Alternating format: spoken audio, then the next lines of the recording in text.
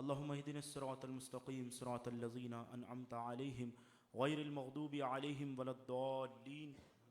لخمسة أطفي بها حر الوباء الحاتمة المصطفى والمرتضى وابناهما والفاطمة.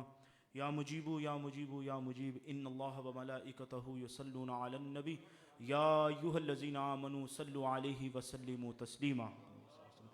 اللهم صل على سيدنا ومولانا محمد معدن الجود والکرم وآلہ وبارک وسلم.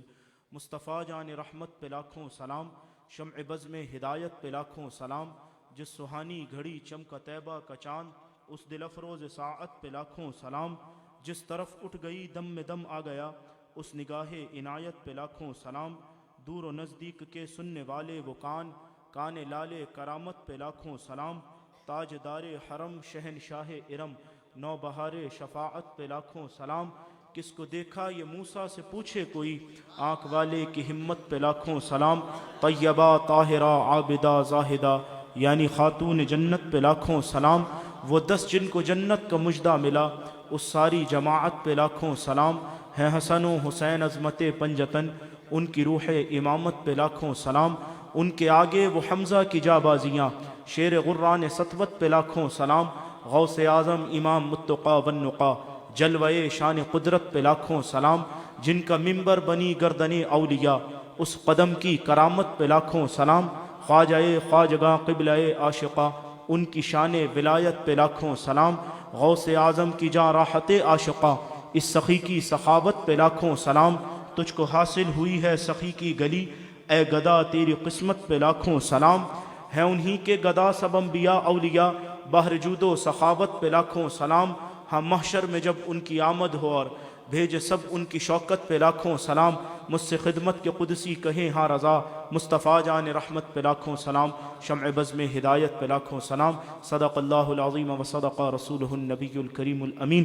خشک شاخوں کو وہ تازہ گلاب دیتے ہیں، عہد پیری کو وہ پھر سے شباب دیتے ہیں. غفلت نہ کر پڑھ لے درود خدا کی قسم، وہ اب بھی تیرے سلام کا جواب دیتے ہیں. پڑھیے الصلاۃ والسلام علیک یا رسول اللہ،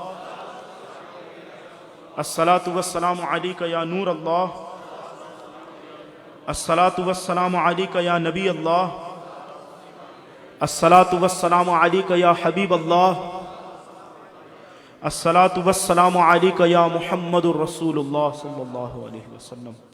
اللہ رب العزت کا بے حد شکر اور احسان کہ اس نے ہمیں اس بابرکت محفل میں جمع فرمایا. آج عرس مبارک کی 5ویں نشست ہے اور آج خاص غسل کا دن ہے. اللہ تعالی ہمیں سخی کے صدقے دنیا آخرت میں کامیابیاں عطا فرمائے اور میری زبان پر کلمت الحق جاری فرمائے.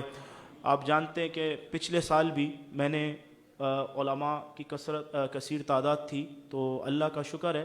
اصل مقصد یہ ہے کہ حضور کا پیغام دوسروں تک پہنچنا چاہیے، وہ ہماری زبان سے پہنچے یا کسی اور کی زبان سے پہنچے. اصل مقصد یہ ہے کہ نبی کریم علیہ الصلاۃ والسلام کی تعلیم عام ہونی چاہیے. تو میں جب علماء بیٹھے ہوتے ہیں تو میں گفتگو کبھی کبھار نہیں بھی کرتا. آج بھی جو تقریر وغیرہ کا سوچا تھا وہ کچھ نہیں کرنا، اور تقریر تو کیا ہی کریں گے، سبق سنانا ہوتا ہے.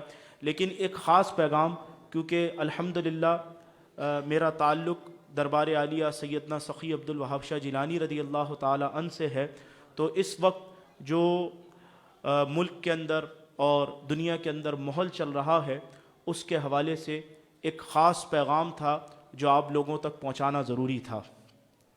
اس کی وجہ سے میں یہاں بیٹھا ہوں، اور وہ پیغام پہنچانے کے بعد انشاءاللہ تعالی حضرت کی گفتگو ہوگی. میں 5 سے 7 منٹ آپ کے لوں گا. ایک چیز تو پیغام پہنچانے سے پہلے ایک بات بتانا ضروری سمجھتا ہوں، وہ یہ کہ اس وقت جو ہم پر وقت ہے وہ ایسا وقت ہے جو چاروں طرف سر ہم پر فتنے آ رہے ہیں. اس کی وجہ یہ ہے کہ شاید ہم نے توبہ کرنا چھوڑ دی. تو ایک تو گزارش یہ ہے کہ ہر انسان، مجھ سمیت ہر انسان کو چاہیے کہ اپنے رب سے توبہ کرے. اور غوث پاک رضی اللہ تعالیٰ عنہ فرماتے ہیں کہ توبہ ایسے ظاہری توبہ نہیں ہو، کیونکہ جو انسان فقط ظاہر سے توبہ کرتا ہے، غوث پاک فرماتے ہیں کہ اس کی توبہ کی مثال یوں ہے کہ جیسے کسی نے گھاس کو صرف اوپر سے کاٹ دیا. اگر گھاس کو اوپر سے کاٹ دیا جائے تو اس کی جڑیں موجود رہتی ہیں، جس کی وجہ سے گھاس اب اور زیادہ طاقت سے نکلتی ہے. وہ فرمایا وہ اور زیادہ گناہوں میں پڑ جاتا ہے. تو اسی لیے اس کو چاہیے کہ غوث پاک رضی اللہ تعالیٰ عنہ فرماتے ہیں کہ اسے چاہیے کہ توبہ سچے دل کے ساتھ کرے، کہ دل کے ساتھ کی ہوئی توبہ ایسی توبہ ہوتی ہے کہ گناہوں کی جڑوں کو بھی ختم کر دیتی ہے۔ اور پھر غوث پاک رضی اللہ تعالیٰ عنہ فرماتے ہیں، سورہ فتح کی آیت نمبر 26 کی تفسیر کرتے ہوئے آپ فرماتے ہیں کہ جہاں اللہ نے جو ہے وہ لوگوں کے قلوب کا ذکر کیا اور اس بات کا ذکر کیا کہ جو لوگ اللہ کا ذکر کرتے ہیں اور خاص لا الہ الا اللہ کے ذکر کرتے ہیں، تو غوث پاک فرماتے ہیں کہ لا الہ الا اللہ محمد رسول اللہ صلی اللہ علیہ وسلم، یہ عوام کا پڑھنا اور خاص کا پڑھنا الفاظ کے اعتبار سے برابر ہے، لیکن آپ فرماتے ہیں کہ اس آیت کی اگر صوفیانہ تفسیر کی جائے تو وہ یہ ہے کہ انسان کو چاہیے کہ اپنے دل کو صاف کرنے کے لیے کسی اللہ والے سے اس ذکر کی اجازت لے اور پھر ذکر کرے۔ فرمایا کہ جس کو اس ذکر کا رنگ مل گیا اور پھر آپ نے اس سے اس ذکر کی تسبیح لی تو یہ آپ کے اندر کو بھی صاف کر دے گا، آپ کے باہر کو بھی صاف کر دے گا۔ غوث پاک رضی اللہ تعالیٰ عنہ کے فرمان کے مطابق اسی لیے ہمیں چاہیے کہ اللہ والوں کی صحبت میں بیٹھیں اور اللہ کا ذکر کریں۔ اس وقت ہم سخی کے دربار میں موجود ہیں، یاد رکھیں نبی کریم علیہ الصلاۃ والسلام کا فرمان ہے کہ جو ذکر کرنے والوں کے پاس بیٹھے وہ بھی کبھی اللہ کی رحمتوں سے محروم نہیں ہوتا۔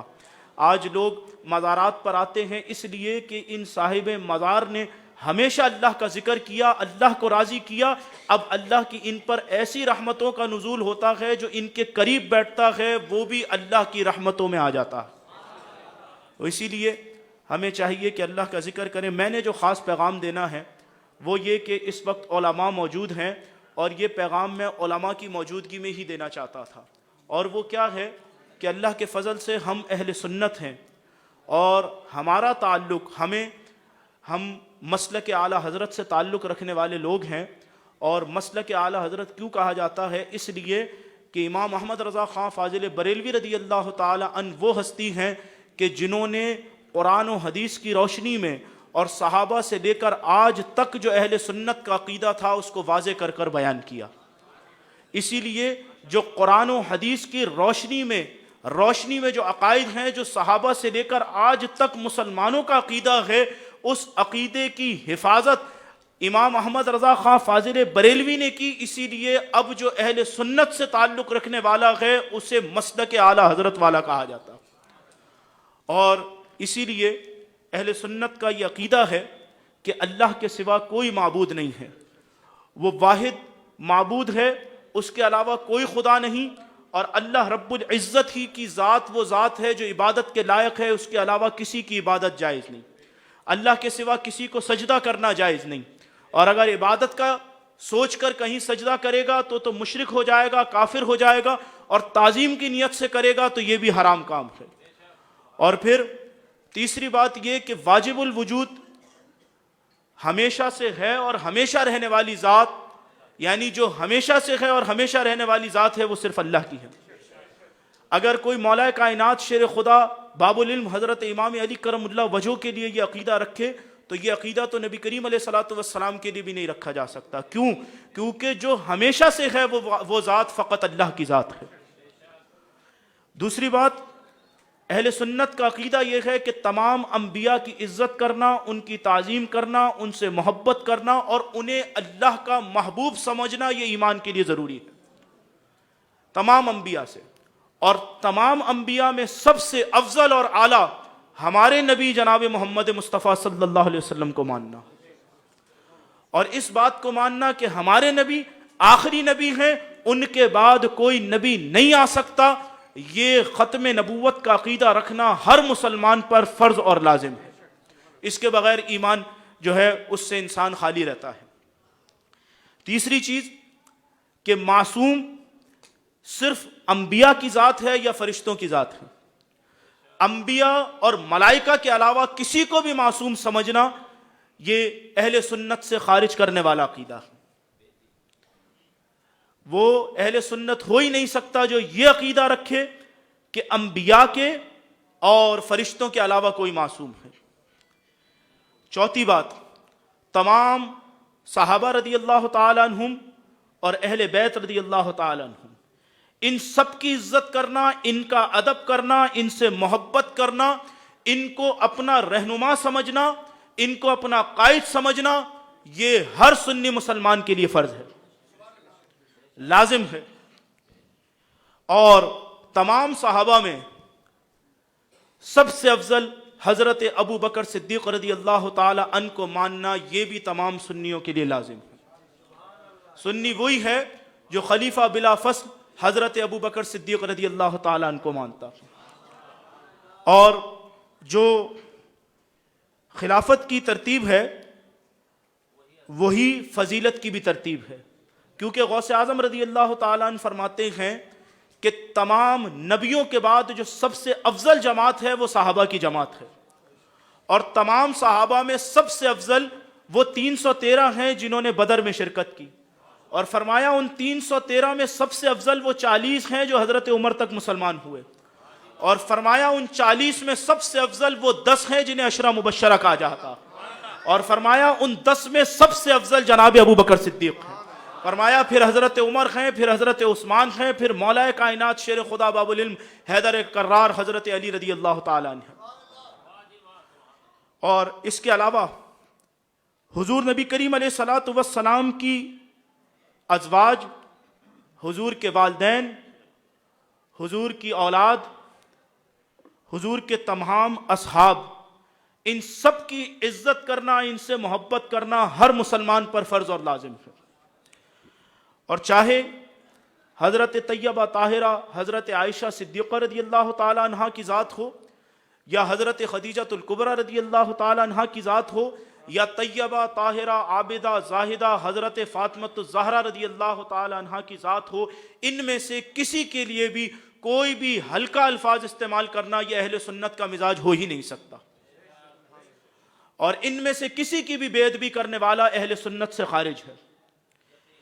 اور اسی طرح سے خلیفہ بلا فصل حضرت ابو بکر صدیق ہوں، یا حضرت عمر ہوں، یا حضرت عثمان ہوں، یا حضرت علی ہوں، یا حضرت امیر معاویہ رضی اللہ تعالیٰ عنہم ہوں، ان میں سے بھی کسی بھی صحابی کی بے ادبی کرنے والا اہل سنت سے خارج ہے۔ حضرت ابو بکر صدیق رضی اللہ تعالی عنہ سے لے کے مولا علی سے لے کر حضرت ابو سفیان تک، حضرت امیر معاویہ تک، تمام صحابہ جنتی ہیں، اور اللہ نے ان سے بھلائی کا وعدہ فرمایا ہوا، اور ان سب کی عزت کرنا، تعظیم کرنا یہ ہر مسلمان پر لازم ہے۔ یہی دربار شریف سے پیغام 5 دن سے علماء دے رہے ہیں۔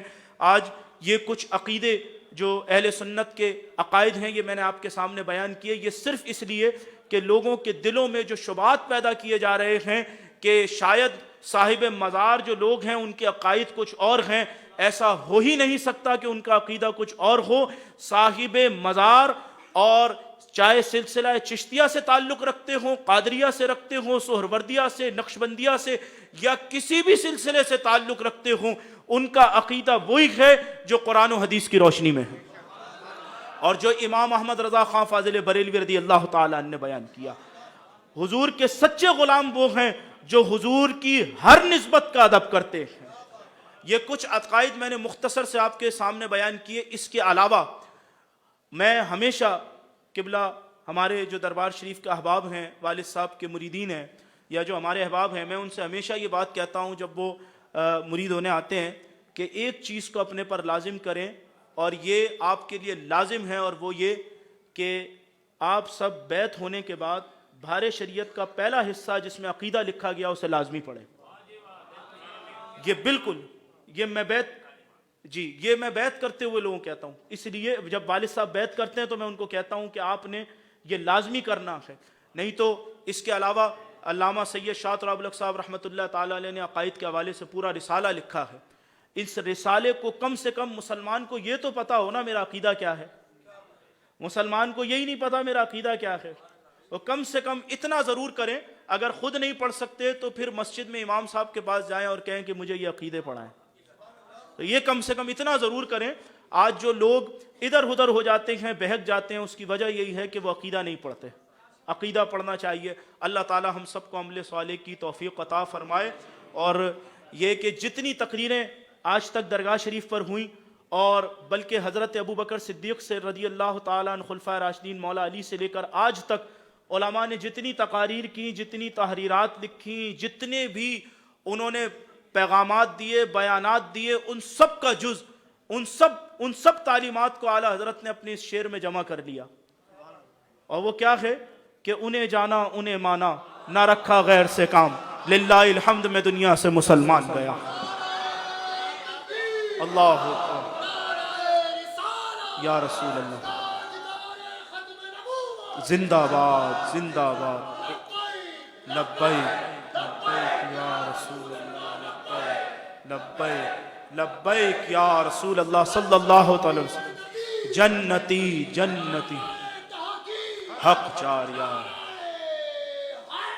یا علی کرم اللہ وجہ، یا علی کرم اللہ وجہ، دستگیر فیضان سیدنا سخی عبد الوہاب شاہ جیلانی، فیضان اعلی حضرت۔ میں اب خطاب کے لیے دعوت دے رہا ہوں شیخ الحدیث و تفسیر استاد العلماء حضرت پیر طریقت رہبر شریعت حضرت علامہ مولانا مفتی مظہر مختار درانی صاحب دامت برکاتہم عالیہ کو کہ تشریف لائیں اور اپنے خطاب سے لوگوں کے قلوب کو منور فرمائیں۔